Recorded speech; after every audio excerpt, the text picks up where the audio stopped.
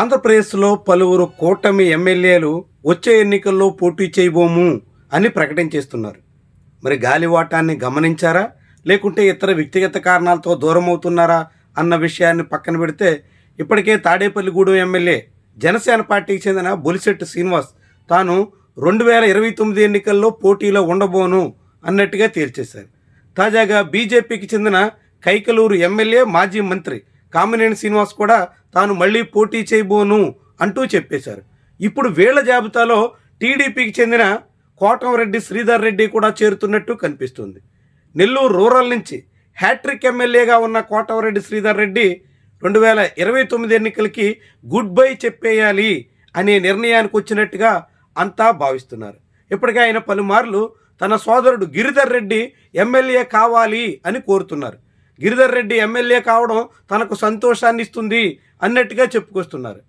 ఆ విషయం పరోక్షంగా శ్రీధర్ రెడ్డి పోటీ నుంచి తప్పుకోవడానికి సంకేతంగా చాలామందే లెక్కలేస్తున్నారు. నిజానికి శ్రీధర్ రెడ్డికి బాగా తెలుసు, నెల్లూరు జిల్లాలో ఉన్నటువంటి పరిస్థితుల్లో తనతో పాటు తన సోదరుడికి వచ్చే ఎన్నికల్లో టికెట్ దక్కించుకోవడం చాలా అసాధ్యమైనటువంటి విషయం. కాబట్టి తాను పోటీ నుంచి తప్పుకునైనా సోదరుడిని బరిలో దింపాలి అనే నిర్ణయానికి శ్రీధర్ రెడ్డి వచ్చేసినట్టుగా అంతా లెక్కేస్తున్నారు. అందుకు తగ్గట్టుగా ఇప్పటి నుంచే గిరిధర్ రెడ్డికి పూర్తిగా బాధ్యతలు అప్పగించే ప్రయత్నంలో ఉన్నట్టుగా కనిపిస్తుంది. తాజాగా శ్రీధర్ రెడ్డి తన ఆరోగ్య సమస్యల నిమిత్తం కేరళ వెళ్ళారు. ఆరోగ్య సమస్యల వైద్య సహాయం కోసం అంటూ ఆయన కేరళ టూర్లో ఉన్నారు. ఈ సమయంలో మొత్తం నియోజకవర్గ బాధ్యత అంతా సోదరుడు గిరిధర్ రెడ్డే చూస్తారు అంటూ అధికారికంగానే ప్రకటించారు. అంతేకాకుండా వచ్చే ఎన్నికల నాటికి గిరిధర్ రెడ్డి ఎమ్మెల్యే కావడం ఖాయం అన్నట్టుగా కూడా చెప్పుకొస్తున్నారు. తద్వారా తాను బరిలో ఉండబోవడం లేదు అనే మాటను ఆయన తేల్చేస్తున్నారు.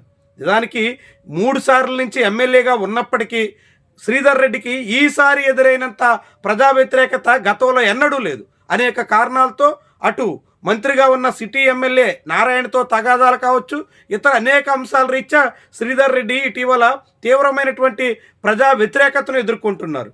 అదే సమయంలో వచ్చే ఎన్నికల నాటికి నెల్లూరు రాజకీయాల రీత్యా తన సీటు అంత సేఫ్ జోన్ కాదు అనే భావనకు కూడా ఆయన వచ్చినట్టు కనిపిస్తుంది. దాంతో తాను వరుసగా 3 ఎన్నికల్లో బరిలో దిగి 3 సార్లు గెలిచిన ఎమ్మెల్యేగా ఉండిపోవాలి అని కోరుకుంటున్నట్టు కనిపిస్తోంది.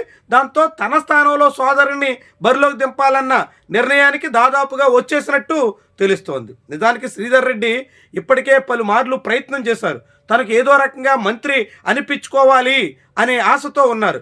అమాత్య అనిపించుకునే దానికోసం ఆయన ఆర్నెస్లు శ్రమిస్తున్నారు. గతంలో వైఎస్ జగన్మోహన్ రెడ్డి మీద ఎంత ఒత్తిడి పెంచినా అది జరగలేదు. దాంతో జగన్మోహన్ రెడ్డికి గుడ్ బై చెప్పేసి టీడీపీ శిబిరంలో చేరారు. జగన్మోహన్ రెడ్డి పార్టీ పెట్టినాడు ఆయన వెంట ఉన్నటువంటి శ్రీధర్ రెడ్డి అధికారంలోకి వచ్చి 3 ఏళ్లు గడవక ముందే జగన్మోహన్ రెడ్డికి వ్యతిరేకంగా మారిపోయారు. మంత్రి హోదా దక్కకపోవడంతో పార్టీనే వీడిపోవలసిన పరిస్థితికి వచ్చారు.